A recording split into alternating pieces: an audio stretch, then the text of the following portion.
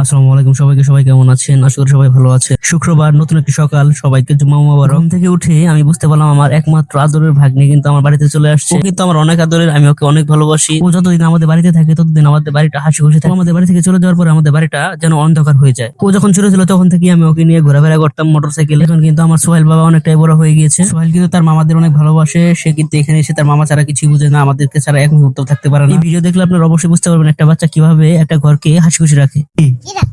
Dragon dragon ফল। এটা dragon ফল। একটু আগে কিন্তু এটাকে ড্রাগন বলেছে, দেখেন এখন কি বলে। সোহেল এটা কি জানো? এটা তরমুজ। বাবা এটা কি?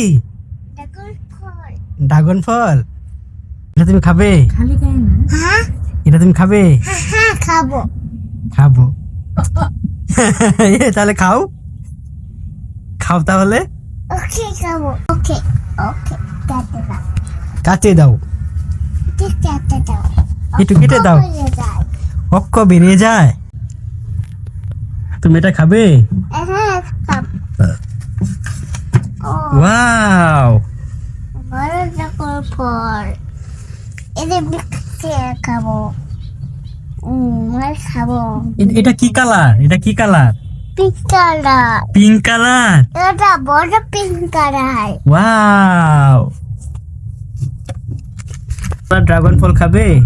হ্যাঁ বাচ্চাদের কথাবার্তা, বাচ্চাদের খেলাধুলা সবই কিন্তু আমাদের ভালো লাগে। খাও, এখন খাও, খেয়ে ফেলো, হ্যাঁ খাও। এইভাবে খান। ড্রাগন ফলে কিন্তু ফাইবার, অ্যান্টিঅক্সিডেন্ট, ভিটামিন সি ও খনিজ উপাদান থাকে, যা হজম, ত্বক এবং রোগ প্রতিরোধ ক্ষমতার জন্য ভালো কাজ করে। আসলে বাচ্চারা হচ্ছে একটা বাড়ির প্রাণ। যে বাড়িতে বাচ্চা নাই সে বাড়িতে যেন কোনো আনন্দই নাই। এটা তরমুজ।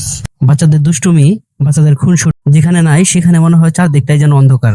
আপনার বাড়ির বাচ্চাটা একদিন যদি আপনার বাড়িতে না থাকে তাহলে আপনার কেমন লাগে আপনি অবশ্যই কমেন্ট করে জানাবেন। আজকের ভিডিওটা এই পর্যন্তই রাখছি। ধন্যবাদ সবাইকে। আল্লাহ হাফেজ।